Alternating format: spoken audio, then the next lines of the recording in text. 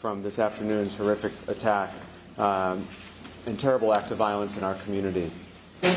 In just a moment, we'll hear from our Governor Dan McKee, and from Brown University President Chris Paxson. Then there are other officials, including and especially law enforcement officials, who are here and able to answer questions. But the three of us will be the only formal speakers, and then we'll take all of your questions and continue to try to be as transparent as possible. As I mentioned at the earlier update, this is an evolving situation, and there are details that are subject to change, and so we want to continue to recognize that we're not done yet, and so we will continue to update, and please bear with us if we learn more or if there are additional details. One of the new details that I'm sorry to have to share is that there is one additional victim of today, so now there are 9 injured individuals. There was one additional victim who had left the scene. It was not a gunshot wound. The individual learned that they had received fragments from the shooting that had occurred near them, and so they have non-life-threatening injuries, but is now the 9th victim who is is expected to have a full recovery. Additionally, we want to make sure the community knows the individual responsible is still at large. But importantly, at the conclusion of this press update, we will be releasing a short video showing an image of the suspect. That will be available to all of you when we've finished this briefing. We know there's a lot of fear and anxiety in the community right now, and we want folks to know that while it is the case that the shelter in place remains in effect for the broader Brown community, that includes campus and the neighborhoods surrounding the campus, we are doing everything we can, and we've been receiving tremendous assistance from our partners in law enforcement. The governor, under his leadership with the state police, has been terrific. The FBI, the ATF, and many communities around Rhode Island have assisted. There are over 400 officers currently in the area assisting with both the investigation and to ensure the safety of the Providence community. Additionally, Providence Fire has been deployed to venues of assembly. We know that this is a busy time. It's a Saturday night in the holiday season, and so you may see firefighters at the mall, at PPAC, at Roger Williams Park, and we don't want anyone to be concerned that there are any issues, but rather we want folks who are out in the community tonight to see a person in a position of authority and to feel safe in our community. We have no reason to believe that there are any additional threats at this time. Any calls that have been received in the last several hours to 911 have been unrelated, and there have been no additional calls for service or calls of anything related to this incident. The video that will be released is from that building where the shooting occurred, which is the Barris and Holly building, looking towards Hope Street. And as I mentioned, that will be shared as soon as we conclude. We are still encouraging, as we did earlier, for anyone who thinks that they might have information relevant to the investigation to call the police, the Providence Police non-emergency line, which is 401-272-3121. 401-272-3121. Of course, you can also call 911, but if you have information that you think might be able to assist in our investigation, please give us a call. At this time, I'd like to turn the mic over to our Governor, Dan McKee, who's been in touch with federal, state partners and has been a tremendous assistance to us here in Providence throughout the evening. Governor? Hey, Mayor, and thank you for your leadership and all your entire team. And our job right now is to support your team, and we're doing just that. All our state resources are available, not only to the mayor, but also Brown University, which our hearts go out to Brown University. I have had calls along with the mayor, with the FBI director, Patel, who's offered assistance to us as well, a direct assistance. I just received a call from the President Trump as well, expressing the same type of urgency and the same type of offers to respond to us in a way that we, one, keep people safe, but also, two, we're going to make sure that we catch the individual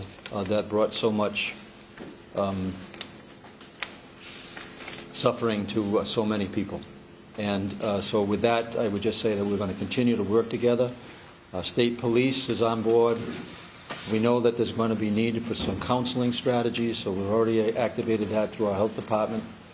And we'll make sure that we take the lead from the mayor and then provide all the assistance we possibly can, along with your lead as well, President Paxton. So with that, I'll give the mic back to you. Thank you, Governor. Now we'll introduce Brown University President Christine Paxton. Brown PD was the first to respond and has been an incredible partner, and we have two priorities right now as a community. One, to bring the individual responsible to justice, and two, to pray for the full recovery of those affected. The Brown community's heart is breaking, and Providence's heart is breaking along with it. We're a week and a half away from Christmas, and all of us are getting calls from concerned families, parents, employees, relatives. And so, President, we just want you to know that Providence and Brown stand together today, tomorrow, and in the months ahead. Please. Thank you. Yes, this is the day that one hopes never happens, and it has. I really appreciate everything that the local law enforcement and everybody is doing to help find this person, make sure that we can be safe as a community. Our focus right now is on supporting the families who have been affected by this, the families of the two students who sadly lost their lives today, as well as the 8, now 9 students who are in the hospital. We've been in touch with their families. I will talk to them soon. But, you know, we will come together as a community and we'll get through this. Currently, the students are still all on lockdown, as are people in the area.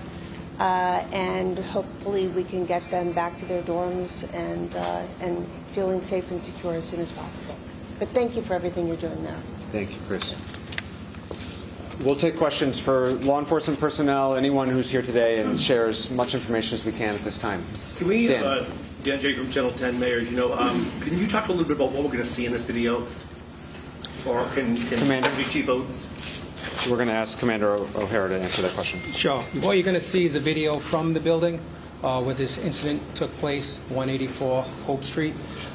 It's of who we believe is the suspect, leaving that area, walking on Hope Street and taking a right on Waterman towards the water. He's going to be wearing dark clothing. You're not going to be able to see his face. Dark gray or black clothing.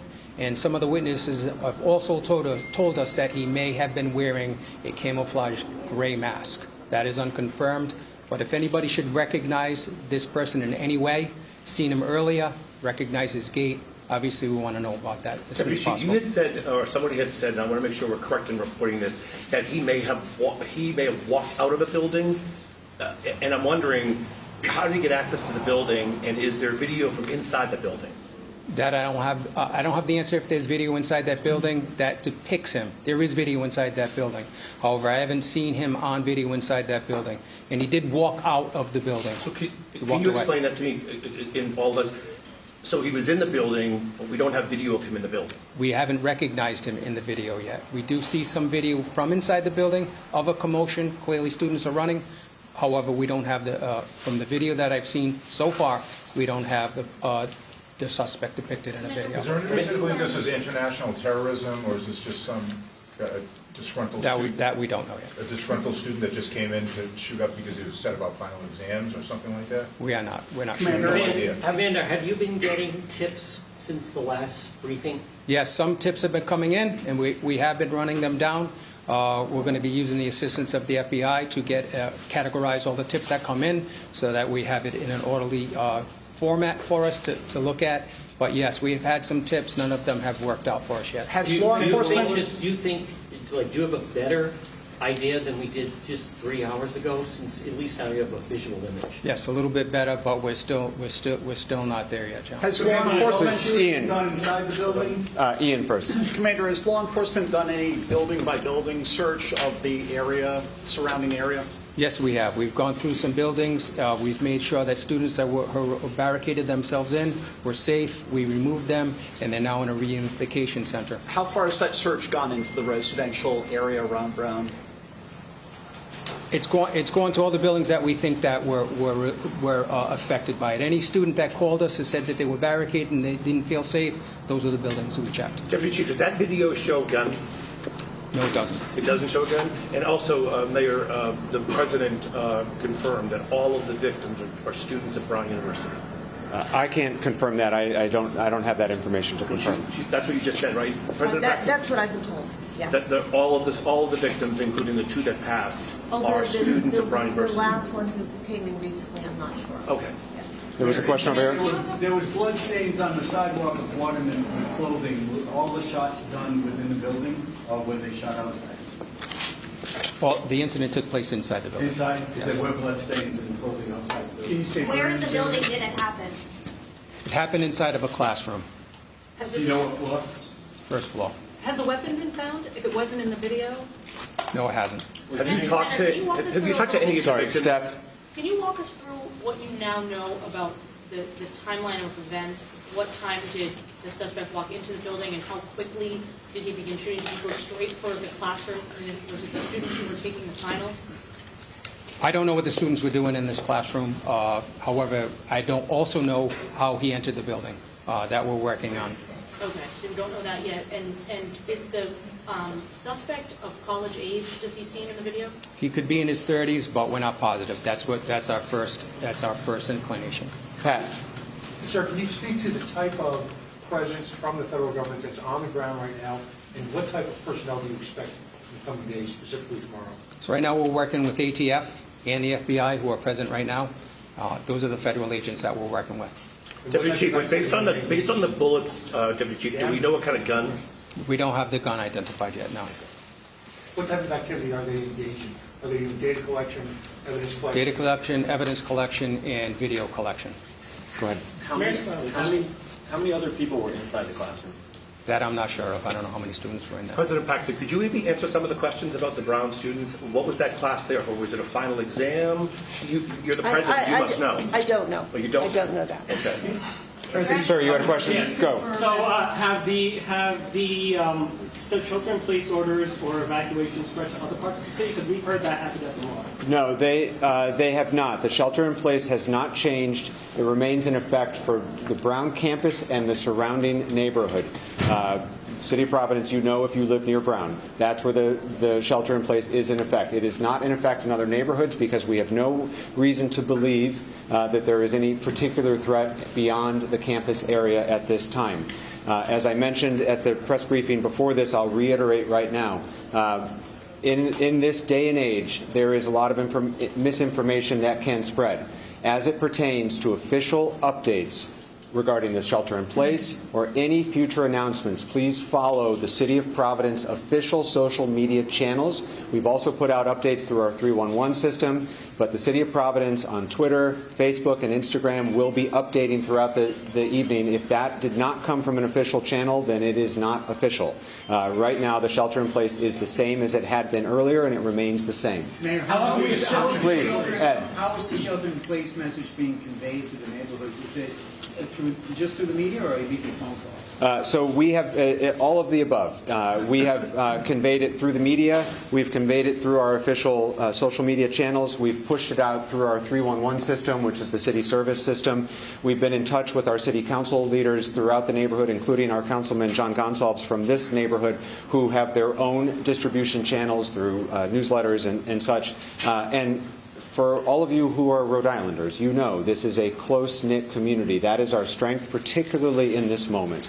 We are all in touch with our neighbors. We are all in touch with our loved ones at this moment, and we are sharing information as directly and honestly as we can. And we will continue to push out updates through those same various channels. How long do you expect to be in Please, in the way back. Hi. Is there any indication of when students who are sheltering in place in public campus buildings, when they will be allowed to at least leave and go to those reintegration sites?